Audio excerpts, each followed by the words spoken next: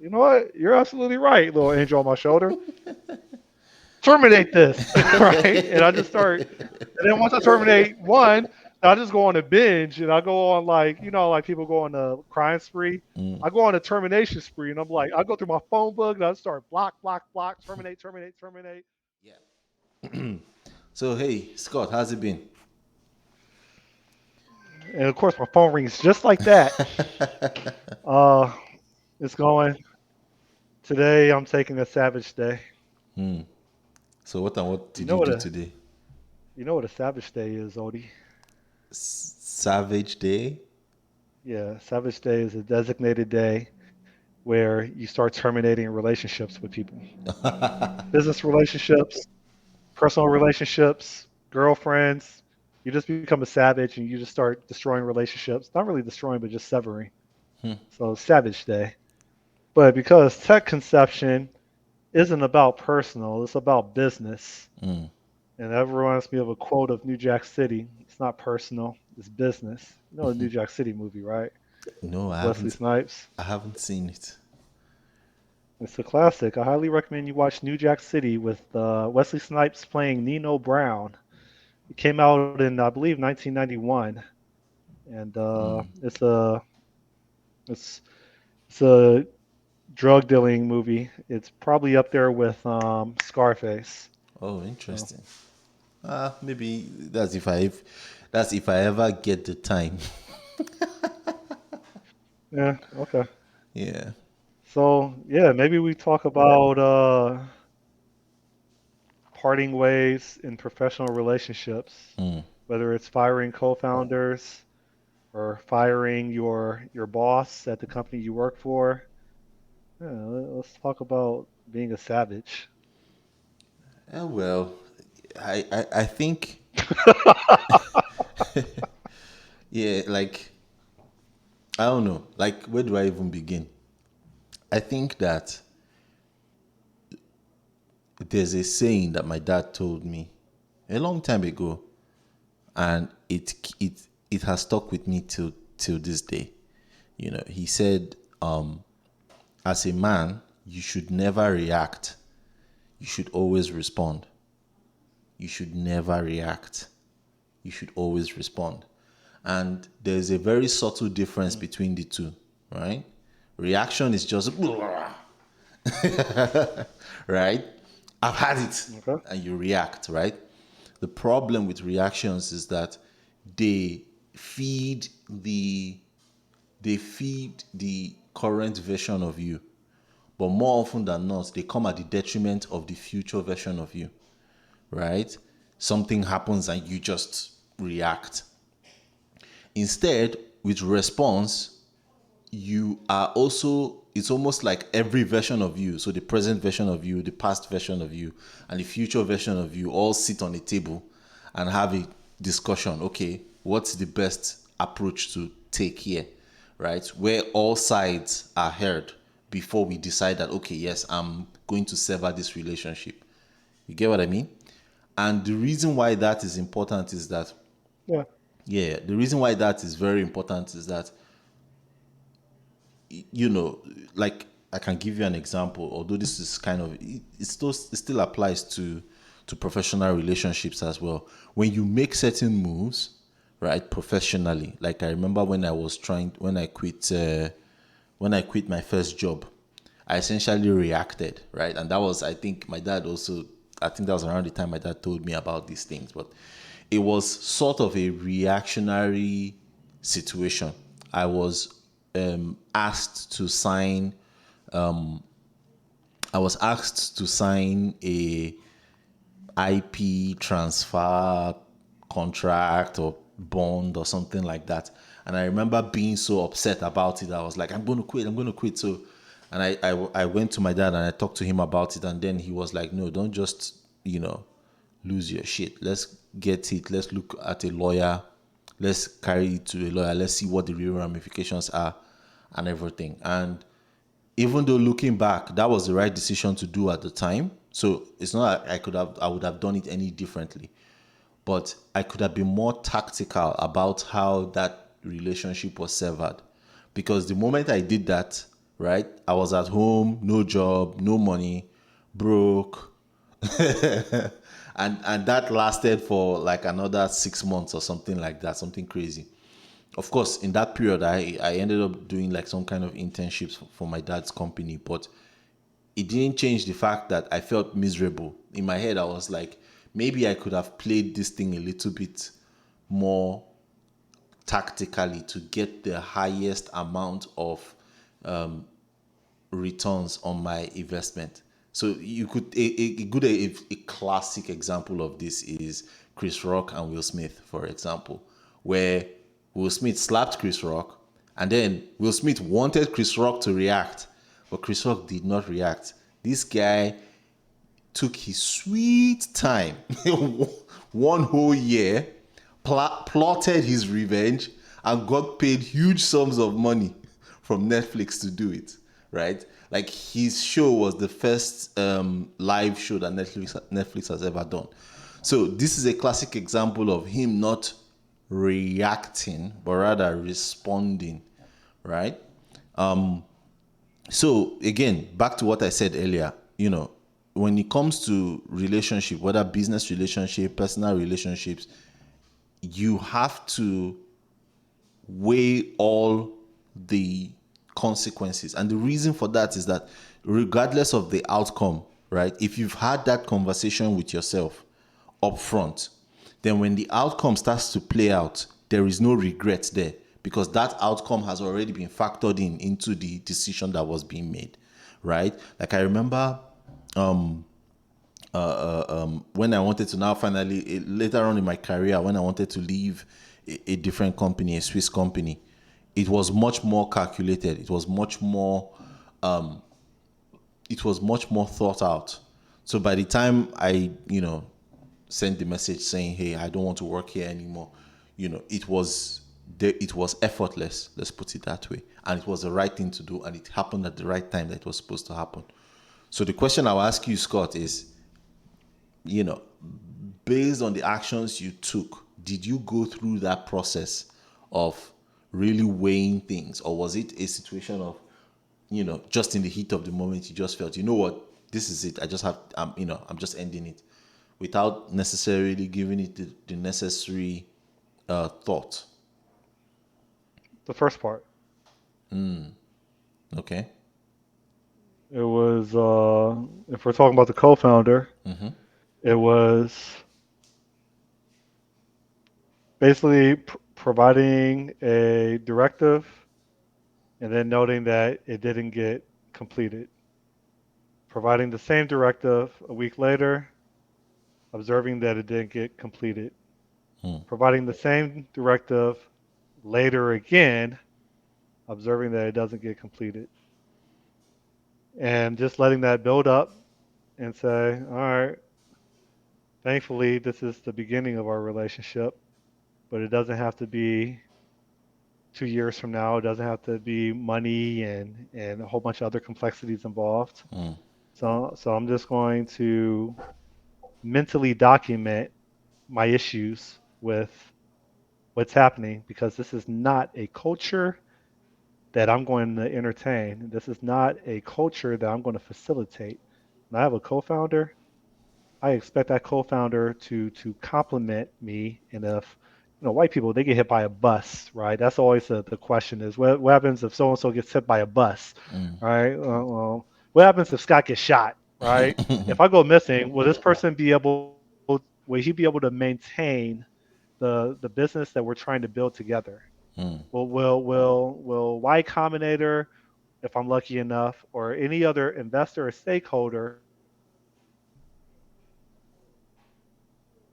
see you or I'm laid to rest, does that mean the end of the business? And based on my experience with working with this individual, if this individual cannot deliver outcomes and I have to repeatedly ask the same thing over and over and over again, then it's in the business's best interest, not just mine, but it's in the business's best interest to quickly filter out that person or remove that person and provide an opportunity for something or someone else to fill in that void. So yeah, I thought thoroughly about it, and then I wrote a dissertation in my email titled "Thank You," in which the beginning of it was thank you for helping me realize the following opportunities based on me observing you in the field. I learned this, I learned that, I learned that. Um, However, I would like to state that I'm terminating this partnership. The priority of, in this case, Beach Mobile are the following: asterisk one, this, asterisk two, that, or bullet three, that. And I basically identify what are the priorities for the stage of a business that I'm trying to build or that we were trying to build, and how basically getting funding is the top priority right now at this stage. And I didn't have to be explicit in saying that everything that I've asked is related to making sure that we can provide credible arguments that will encourage investors to fund. Hopefully, I think this person is smart enough to understand that. But make long story short, thank them for helping me understand the business better.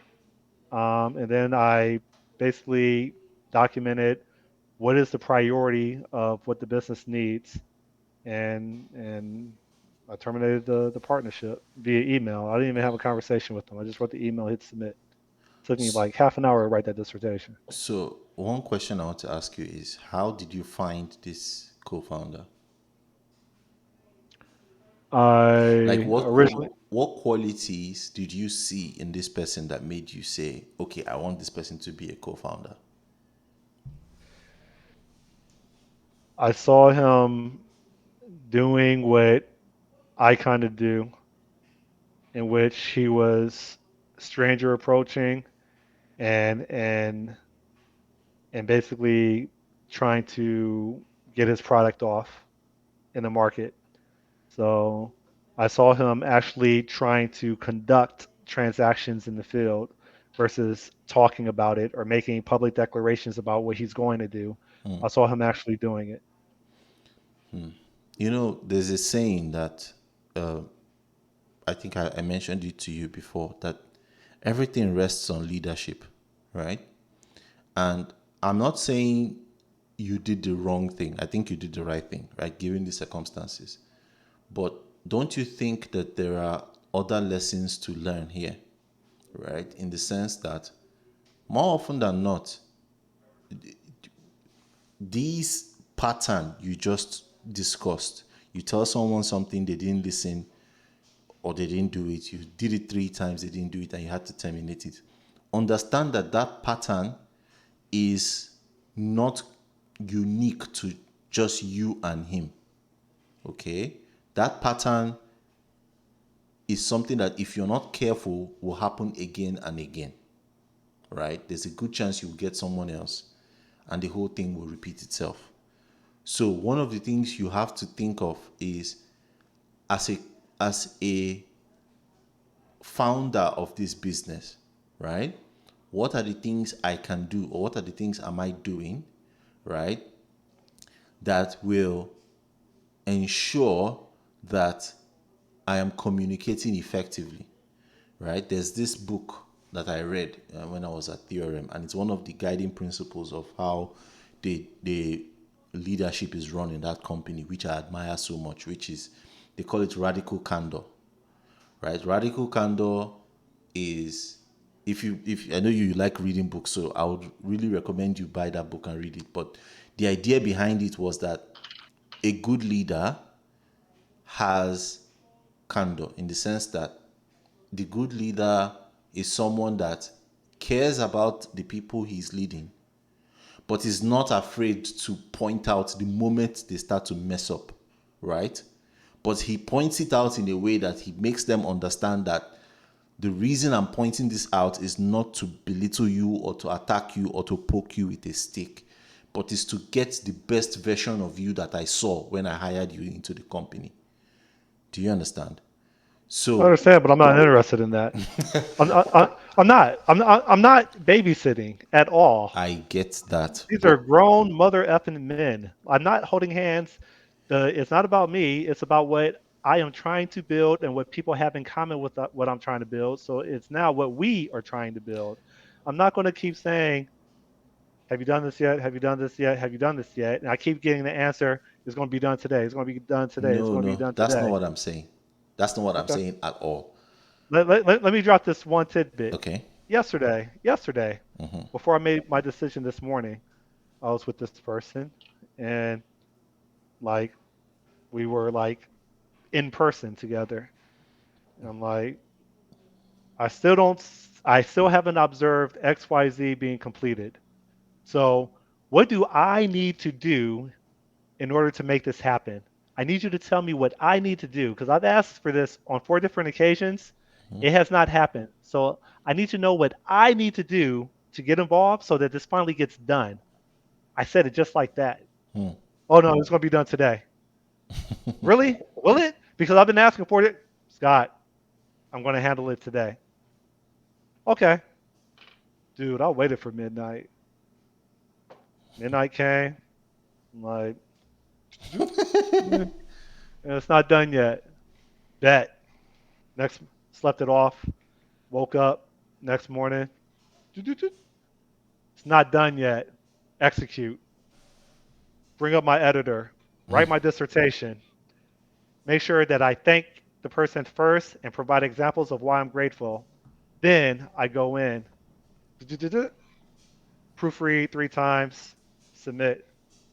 That's what I did, man. I'm No. not going to beg people to behave like a co-founder and prioritize so that we can gain trust and confidence of people that we need to fund and mentor. If they're not wired like that, I can't work with those people. Again, like I said, you did the right thing, right? I'm not doubting your decision. I would have done exactly the same thing. But what I'm saying is also recognize that so it's not enough to fix a problem. And this is something that has been drilled into my brain, right? Ever since joining this company is it's not about solving a problem, right? Problems will come up, you solve them, no big deal. It's about looking at how you got into that place in the first place and what steps can you make to mitigate those problems from happening in future, right? Why did it have to be 3 times? It could have been once. Imagine if you had like a very important client and it was going to cost you $100 million. Would you wait until this person messes you up 3 times, knowing fully well that it No. could be fatal for your business? You see where I'm going to with this. So the question is, how do you prevent it from happening, right? And that's exactly the example that I used. If what I'm asking is relatively trivial and borderline free, no cost, and I can't get that completed, then throw into the equation stakeholders and more responsibility and consequences if it doesn't get done. This is something that I get for free that I could quickly say, thank you for letting me know what you're not about getting accomplished and keep it moving. So yeah, I think you're trying to feed me uh, a method of thinking and having accountability in myself and improving how I select candidates to try out. I, and that's fair. It is fair, but please believe me when I say that I saw characteristics in this person, just like I see characteristics in a lot of people that I want to work with. And then Okay. I realized that the traits that I see do not do not supersede the growth opportunities that they have. Right? There's more disadvantages than advantages. And at the end of the day, I'm not getting a return on my investment and trust. And as soon as I realized that that's not going to work, for the sake of a startup that I'm trying to build, I'm trying to build something that, in theory, isn't a business. I'm trying to run experiments to see if it can be a business. and I don't have time to methodically mentor, hold hands, give participation awards. I don't have time to do that. No, no, I need to find someone that is either my equal or more advanced than I am to teach and mentor me. Yeah, I mean, I know I'm doing a lot of talking, but no, like no, I'm really on it right no, now. no. I totally get you. And like I said, I agree with what you did. Like, if it was in my own case as well, the same thing would apply. I wouldn't do it any differently, right? Once I've told you multiple times, I've even gone ahead to ask you, what can I do to make you get this thing fixed? And you're not being trustworthy. See, companies are built on trust, right? And it's very important. I can't delegate to you if I can't trust that you're going to keep your own end of the deal, right? And that is a fair point, and I totally get that. But my what where I'm coming from is that, how do I even prevent myself from being in that place in the first instance, right? What maybe the qualities I used to select this person were the wrong qualities after all. Maybe there are other qualities that the person may not necessarily have, but over time can gain, as opposed to other qualities where if you don't have it, you don't have it, and there's nothing that can be done about it, right? And it's clear to me from what you just said that this person doesn't have any drive, or this person is not interested. Let's put it that way. He's not interested. He doesn't see the vision, right? Because another thing too is, okay, so on one hand, it's important to remember that as a leader, you're just a person, right? There's nothing you can do if you take the horse to the stream and the horse refuses to drink. There's nothing you can do, right? And at that point, the best thing is to just let that person go and not even waste, precious time, especially as a startup, on that person. I totally get that. I totally respect that. But on the flip side, right, I've also seen situations where someone will be a pain in the ass in a particular company and then move to another company and become a superstar. So the question I always ask myself is, how is it that you worked for That's me. yeah, yeah, yeah, exactly. So you can relate to what I'm saying. It's like, how is it that in one company you didn't give anything to the company, you felt a certain kind of way, but you went to another company and the environment brought out the best in you, right? Because let's be honest, that happens a Well, lot. I would say that, Yeah, go ahead. yeah, but I would say it's not that I didn't give anything to that particular organization. It's more of you try to help that organization, but that organization is either set in their ways or they're not provisioning you an environment in order for you to do what you do to excel. Yeah. If you do not surround Michael Jordan with a basketball hoop, some hardwood floors, and I don't know, some Gatorade, but instead you give him a goal, a baseball bat, and I don't know, I'm just going off on a tangent. Things that have nothing to do with what he excels at, you're not going to get the Michael Jordan of basketball. True. You're going to get someone that is probably mediocre at some other activity, Michael but Jordan of he's Michael baseball. Jordan. But he's Michael Jordan. Yeah. No, no, no, no. He's Michael Jordan of basketball. He's not Michael Jordan of the constraints or the environment that you put him in. You put someone in an environment, you give someone the authority so that they can be successful, whether it's them choosing who they're going to work with and choosing which technologies or equipment that is going to help them deliver for you, and you let them go. Like I think true rock stars, they're unleashed Yeah. with emphasis on you take off the collar and you let them go, right? Yeah, yeah. No, no, I totally get that. I totally get that. So I would say, well, I would say your criteria moving forward. So just to cut to the chase, what I'm trying to get at is that your criteria moving forward should be passion above all else, right? Because you see, passion makes you learn things that you wouldn't learn otherwise, right? If you are looking for a co-founder, that fire should be there about what it is you people are building together. And I think it's even more important for co-founders. Like down the line, you can employ people like this guy that you just mentioned. Maybe when you are like 1,000, when you have like 1,000 employees and stuff like that. Yes, you will employ guys like this, but initially it's really, really, really important that, you get people that have the same, that are operating on the same wavelength as you. And moving forward, once you see that that person isn't okay, go ahead.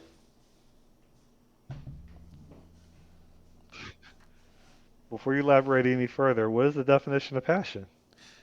I will tell you. It has to do with energy, interest, right? It has to do with its interest, really. So if I'm to boil it down, it That's not all enough. let me say in extreme interest is passion. How we interpret passion is when someone has extreme interest in something. So let's say I like, for example, we are starting this podcast, right? If you see in me that, okay, this guy, he's really interested, he's asking questions, he's looking for ways to improve, he's looking for he's trying out new things, right? The interest is there. Then that should be your yardstick for determining who your co-founder should be. Because the moment you see that that interest is not matching your interest, then you shouldn't even be in business with that person. Because what tends to happen is that the person's apathy is going to drag you down, right? Disagree. Okay. I've been there, I've done that. From my personal experience, and maybe it's my fault, that hasn't worked for me. And this is why. Okay. People can be passionate, people can demonstrate interest in things that align with what you're interested or the problem or the solution that you're trying to bring, right? With emphasis on solution and not a problem. What I've learned is what's that quote in the scripture? Faith without works is dead, or something to that effect. Yes. I'm interested in outcomes, favorable outcomes, and not declarations. No, no. I don't See, care. again, Okay, I'm I listening. think I think we have different definitions. I can sit down here and tell you that I am interested in Java. How do I show that I'm interested in Java? Have I read books on it? What have I done? That shows interest. It's not sitting down. I could because you and I can't see each other's mind. So you can say you are interested in something. It doesn't mean anything because I can't see how you are inside, right? The only way I know that you are interested is I see the evidence of it. So, for example, I know you're interested in playing video games. I know you're interested in because I can see that you have a PlayStation 5 in the background, right? If you weren't interested in video games, you wouldn't have a PS5. Do you see where I'm going to with this? It's not enough to say I'm interested or show, or you've seen this thing a lot where you go to conferences and people are talking big game and everybody is just talking out of their asses and all stuff like that. But Hmm. when it now comes down to what have you done, right? It's like one video I was watching recently about like Abba and Preach talking about Mr. Beast and how Mr. Beast went to South Africa and he gave people shoes and people are sitting in their high horse on Twitter and saying how dare a white man go and show he's a white savior and all those bullshit. And it's like you sit down there, you've not done shit, and you want to act like you're interested in the well-being of people in South Africa. And that's not true. We all know it's not true. Somebody who is really interested would go down there like Mr. Beast has done and demonstrate his interest. Like you can't be interested in something without it taking over you. Like it doesn't happen, right? If something is if and that's what I mean by passion, right? Passion is something that even when you don't have any reason to do something, you go ahead and do it anyway. That shows you have passion. And without that, any other thing is I, just I intention. think Yeah. we're on the, we're on the same page. I care what you're interested in. I care about what you delivered. I care about Correct. your resume. Your resume isn't your skill set. Your resume is the outcome. Correct. Your resume isn't, I know Java, I know this framework, I know React. Your resume is, I saved this business this amount of money. I generated this amount of revenue or profit for this business. We shipped What was the XYZ application. outcome? Yeah, what was the outcome exactly? Exactly. Like, Yeah, yeah, like I totally get that. And for me, that is what you should look out for in future co-founders is look for outcomes. If someone says I'm into uh, acting and Broadway, right? I'm interested in acting or I have a passion for Broadway. It's like, yes, but can you show me? Have you done any shows? Have you done any plays? Have you uh, uh, uh, have you gone to acting school? Have you like you get what I mean? So I think that is a strong indicator, right? Like you rightly said, it's a strong indicator of who your next co-founder should be. facts. Yeah. I don't Yeah. know, man. I think we're in a generation where most of us lack fathers, and the consequence is we think we all get a participation award, Yeah. Yeah. and it's annoying. Yeah. It's annoying. Yeah. Yeah. It sounds like the people that tend to speak with the most sense tend to be people that at one time had fathers in their life to help give them structure and discipline. And that's really hard to see today. I know I'm going off on a tangent, No. but honestly think it's so linked to the fabric of how we Everything. live and Yeah. earn our living today. Yeah. I honestly believe that. I think it's even worse or it's even more pronounced in men. And I see it all the time, right? And the reason, like I can give you an example. There was this meme that was going viral of a guy who was watching a football match. I think it was the last Super Bowl or so, and his team lost, and he just lost it and just hit the TV and smashed it, and everybody in the room with him was just quiet looking at him, and immediately I I had like flashbacks of when I was, a young boy and I would throw tantrums. And the way my dad was, first of all, my dad would beat the shit out of me, right? And then, and then he would sit me down and break exactly why he did what he did, right? So it wasn't, and I think I really appreciated my dad for that, was that even though he would get cane and flog you and everything, unlike my mom would just beat you and just lose her shit and become emotional about it. But my dad was never emotional. When it came to, like, he would sit you down, tell you what you did wrong. It was almost like you were in a law court. He would tell you what you did wrong. He would tell you why he's doing what like he will break it down for you. And then he will say, "Oh, yeah, open your hand," and he will flog you. So that taught me as a young man, that no matter how you feel in a certain moment, right? Even if your emotions are bubbling up, don't just go and destroy things, right? That is unacceptable, absolutely unacceptable. And then growing with that mindset, right? I'm a man now that almost nothing phases me, right? Like you could punch me in the face, like literally, and I would not react, right? If I see that, yeah, this guy is just a bum, just leave him alone. But if I see that, oh, Interesting. if I see that, oh, this person is trying to test me, this person is trying to see where the line is or stuff like that, at that point I would fight. But my fighting is not based on the initial emotion of I was being hit. Does that make sense? So it's a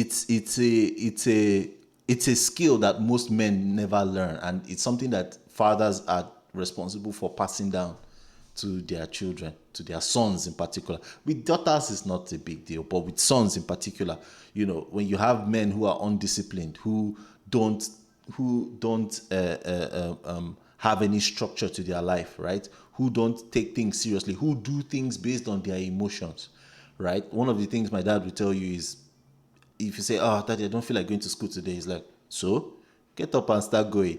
And it's like, "Oh, my daddy doesn't love me." He's like, "No, I'm teaching you how to do things when you're supposed to do them." Like a funny example was when I first left the house, right? I went to university. I was following my friends to go and party and stuff like that. I would blow my salary, not salary, like my allowance. I would blow my allowance in like for a month in like a week. And then I called my dad and I told him, Daddy, can you send me some money? He was like, why? He said, the price of rice has gone up. My dad just cut the call. He didn't even answer me. He just cut the call. And I called him. I cried. I called my mom. Send me some money. They did not answer me. That was when my brain started to tell me, guy, you're on your own. Don't assume nobody's coming to save you. So it was that point that my agency started to kick in, right? I started to think of, okay, how can I make money? What can I do, etc., etc. The other thing my dad now helped me do was he would now write post-dated checks where he would break the money that I was supposed to get for a month into a week, so that to minimize the cost of my errors. And it's little things like this that, turned me into the man that I am today. Because without that, if it was just me and my mom, oh my God, I could run laps around my mother psychologically. Like I knew how to press her buttons, I knew how she would react to everything, and I could get away with pretty much anything. But with my dad, that was a completely different story. Even when we had conversations, right? If my dad is talking to you and he wants to catch you in your lie, he sets you up like a MMA fighter, right? He removes your options. So you think you have the freedom. He will ask you like peripheral questions. You think you have the freedom to lie your way through, not realizing that he is cornering you to the point where he asks you the actual question he wanted to ask you. And now you don't have any answer, because all your possible answers that you could have given to wiggle out of the situation have already been cancelled out by his previous questions. So so things like Mm. this, yeah, things like this are things that I look back and I'm like, wow, yeah. Like, so for example, let's say he knows you left the house, right? Let's say he knows you left the house. He won't come and ask you, did you leave the house? He won't say that.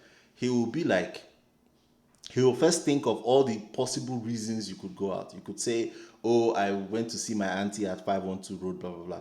So maybe his first question will be, have you heard from auntie this person? If you say no, then by the time he asks you, did you go out? You can't say, I went to auntie this person's house, because, you've already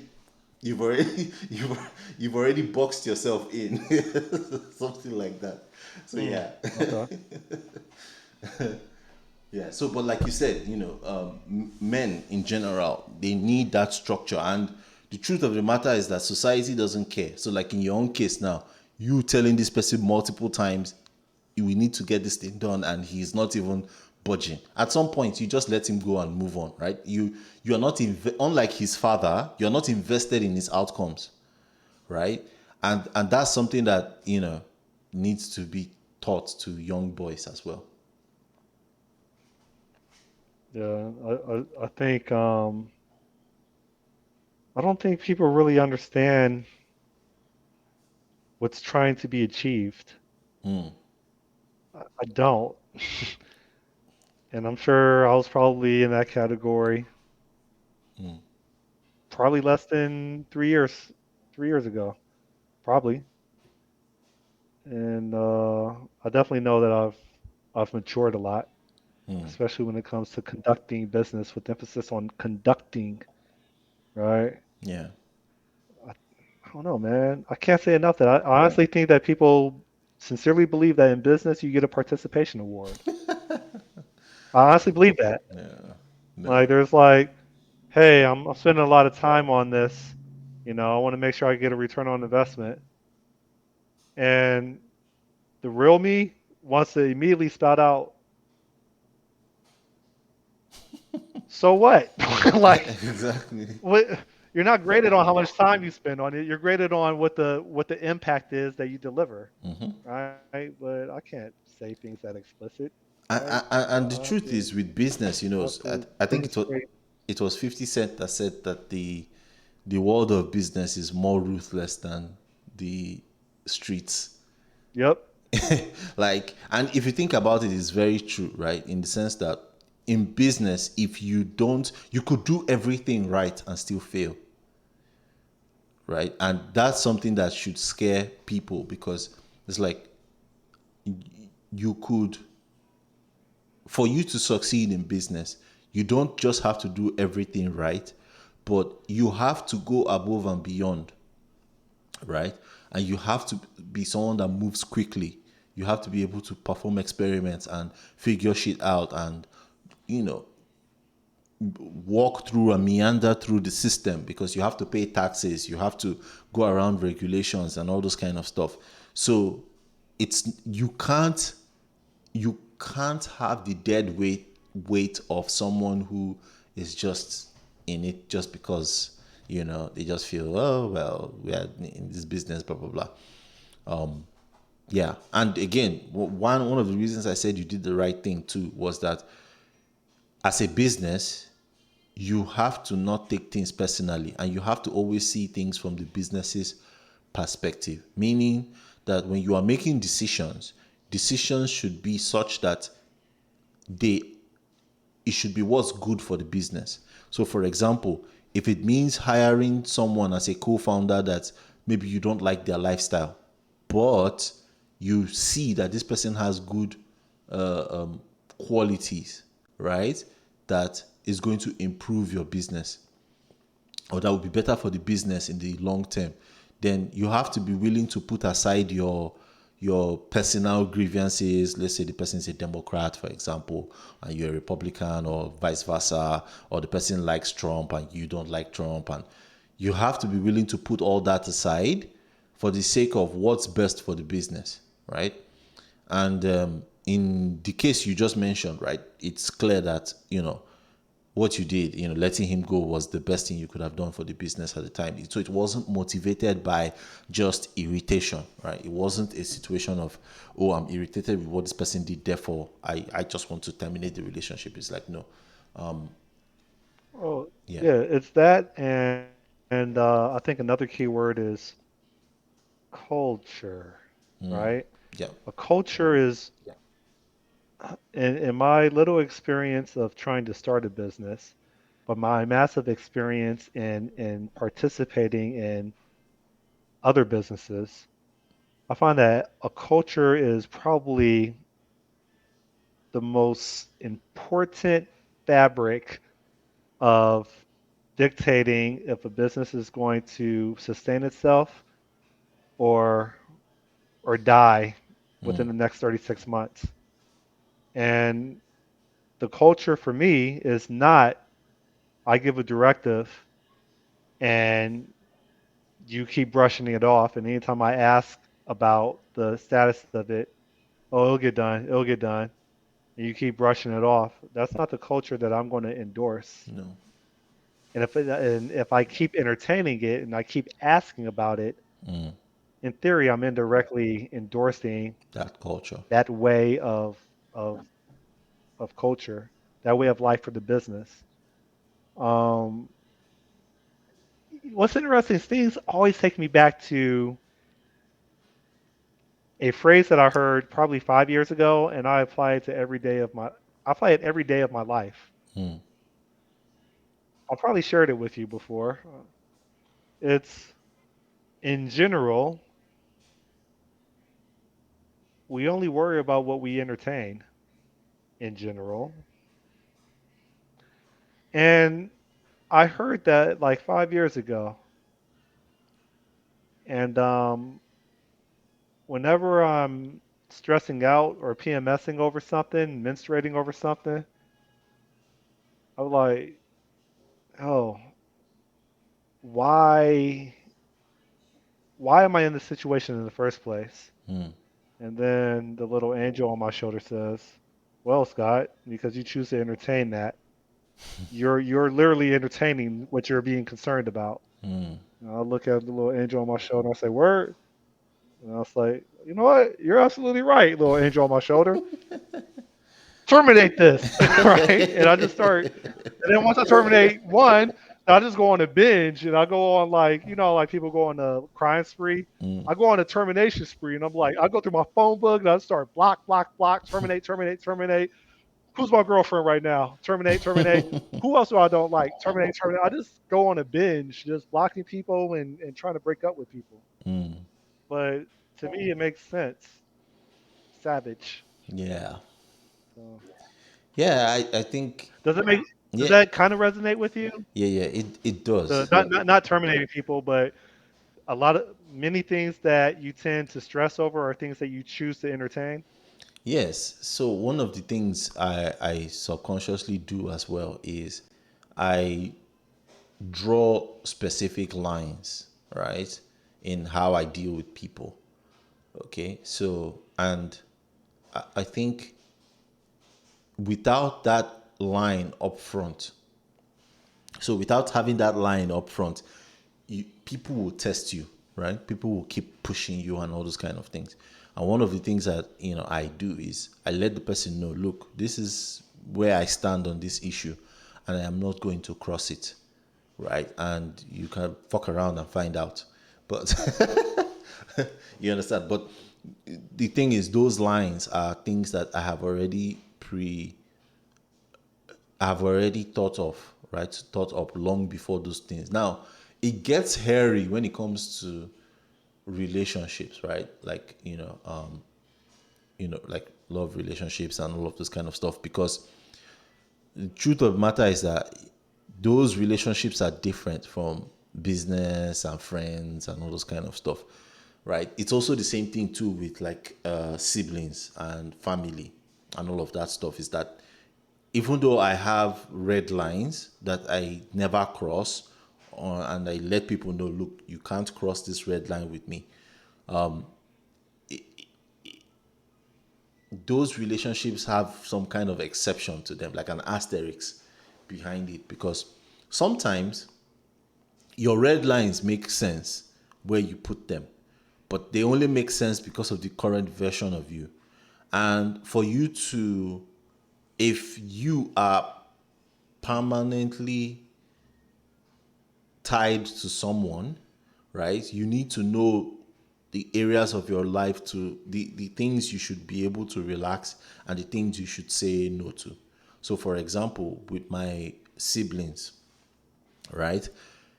Even though I have red lines as to, oh, if you talk about my wife, if you do certain things, I'm never going to talk to you again. But I do realize that it's not a relationship I can terminate even if I wanted to, right? Or it's not a relationship I would want to terminate. So because of it, there are exceptions there. But other than that, I think for most people, I have to objectively look at what's my relationship with this person. Is it making sense to me? If it's not, what even tends to happen to me nowadays is I just forget about you.